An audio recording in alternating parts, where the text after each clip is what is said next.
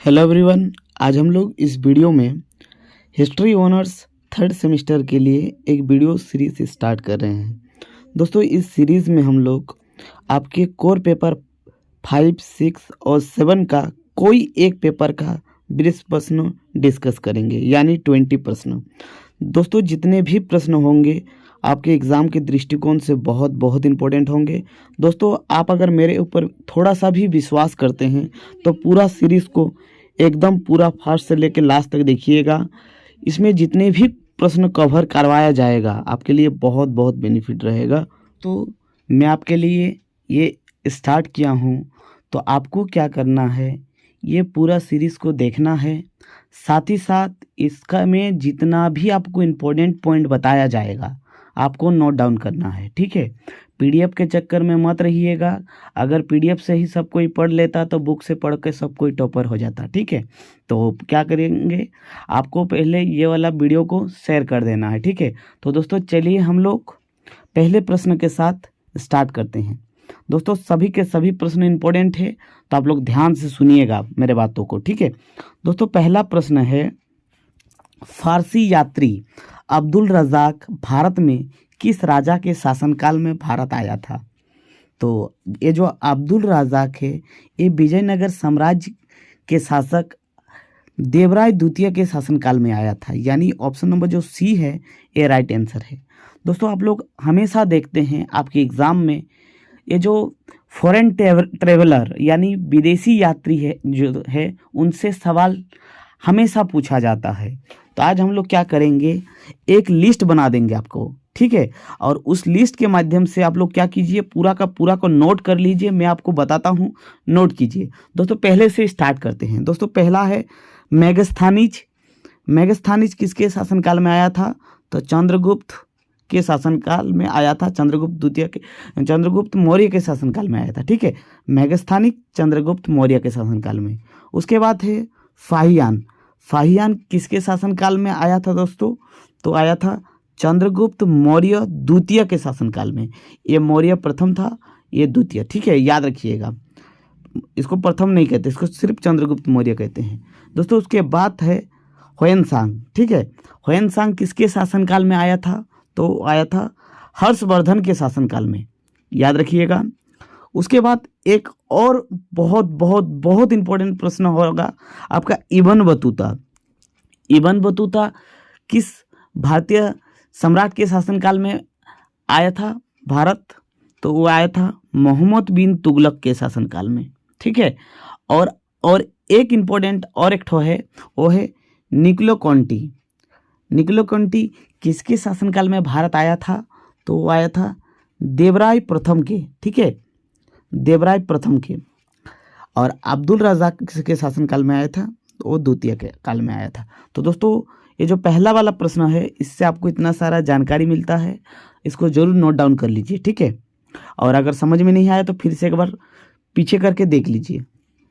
Second प्रश्न पे चलते हैं। दोस्तों, सेकंड प्रश्न वेरी वेरी इंपॉर्टेंट है। प्रश्न है, निकोलो कॉन्टी कौन था? तो अभी हम लोग बताएं निकोलो कॉन्टी कौन था दोस्तों? एक विदेशी यात्री था, ठीक है। आपसे सवाल में और एक तरह से सवाल पूछा जा सकता है, वो किसके शासनकाल में आया था? तो देवराय प्रथम के शासनकाल में आया था। वो कहाँ का निवासी था, ये भी इम्पोर्टेंट है। तो वो था इटली के यात्री, ठीक है। ऑप्शन नंबर जो बी है आपका राइट आंसर है। वो इटली का एक यात्री था जिसने विजयनगर साम्राज्य की यात्रा किया था। दोस्तों, चलते हैं हम लोग नेक्स्ट प्रश्न पर और देखते हैं नेक्स्ट प्रश्न। दोस्तों, नेक्स्ट प्रश्न वेरी वेरी इंपॉर्टेंट है। प्रश्न है, तालीकोट। तालीकोट का युद्ध कब हुआ? तो दोस्तों, ये जो तालीकोट का युद्ध है एक्चुअल है क्या?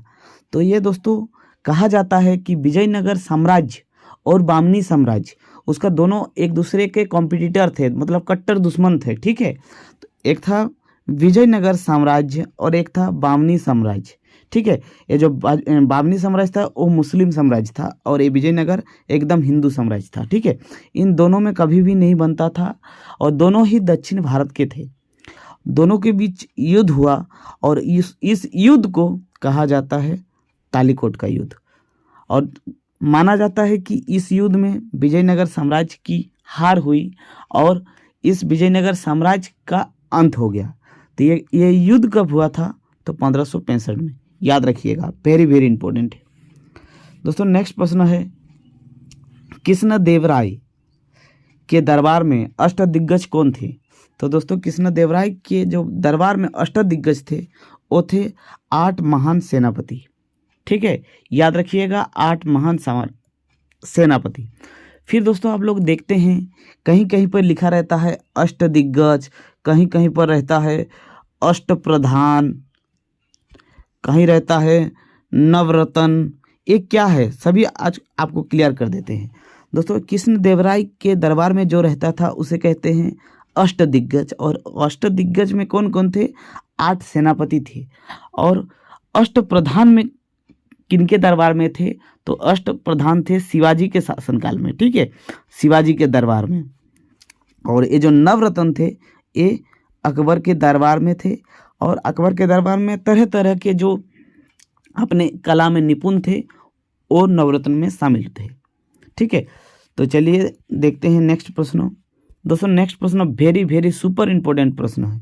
प्रश्न है, दिल्ली सल्तनत के किस वंश ने सबसे कम समय तक शासन किया?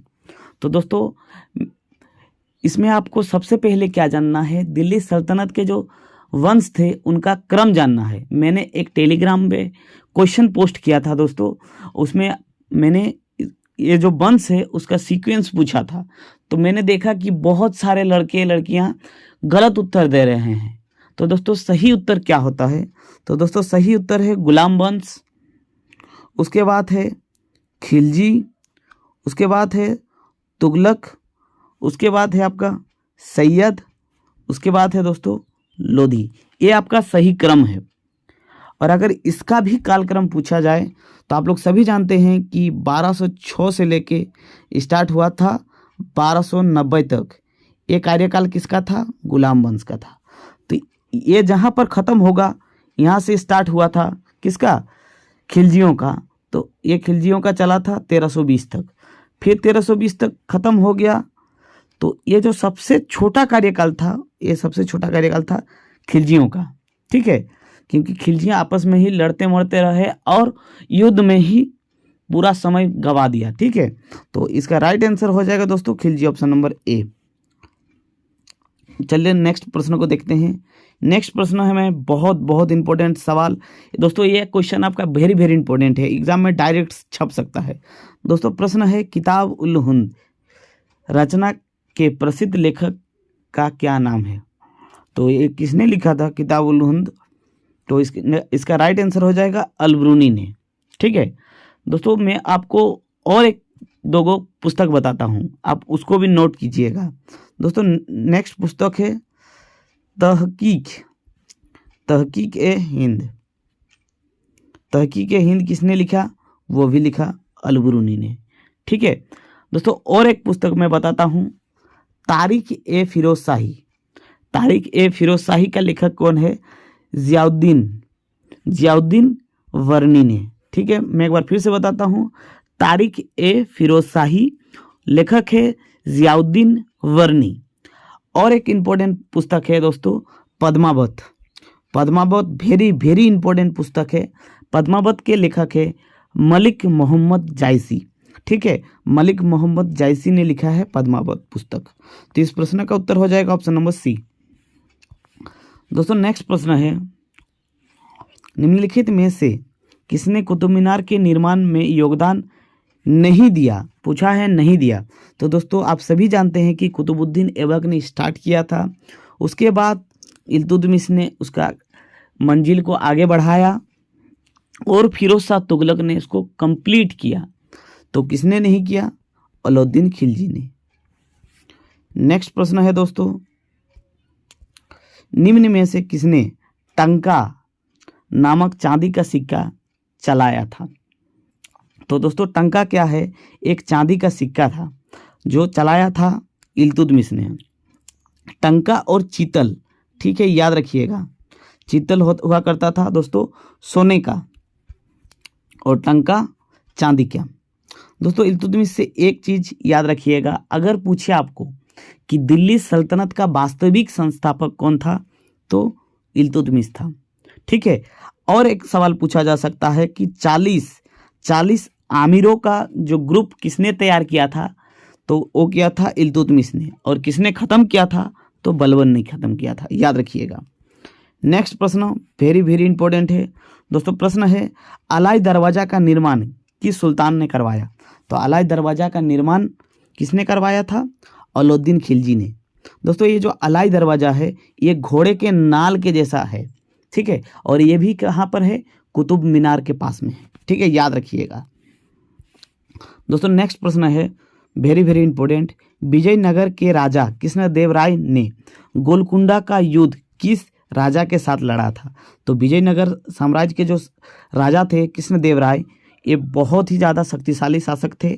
और ये गोलकुंडा के जो शासक थे कुली कुतुब शाह, जिसने कुतुब चारमीनार का निर्माण करवाया था, उनसे लड़ा था, ठीक है, याद रखिएगा। चारमीनार का निर्माण किसने किया था, कुली कुतुब शाह, ठीक है। आगे चलते हैं दोस्तों। नेक्स्ट प्रश्न है निम्नलिखित राज्यों में से दो भाइयों हरिहर और बुक्का ने किसकी स्थापना की थी।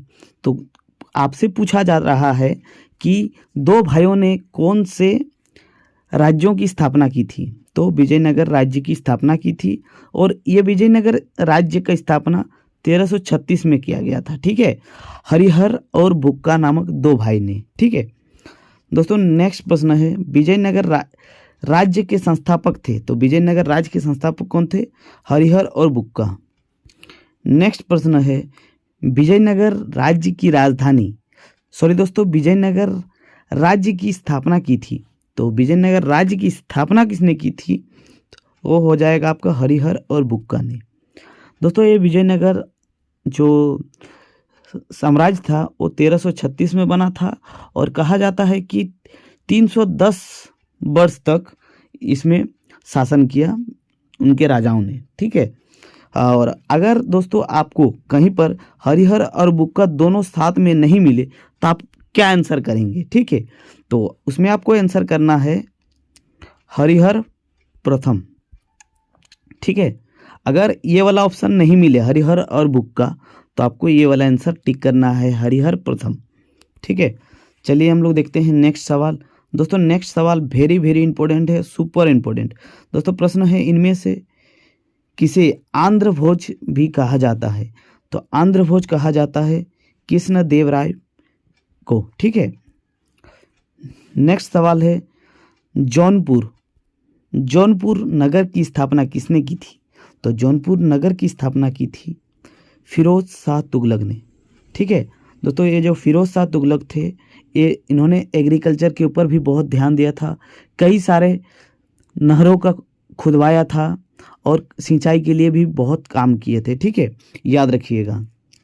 नेक्स्ट प्रश्न है वामनी राज्य का संस्थापक कौन था। तो वामनी राज्य जो विजयनगर साम्राज्य के कॉम्पिटिटर थे, अभी कुछ देर पहले मैंने बताया था, उसके संस्थापक कौन थे, उसके संस्थापक थे अलाउद्दीन हसन, ठीक है, वेरी वेरी इंपॉर्टेंट है, याद रखिएगा।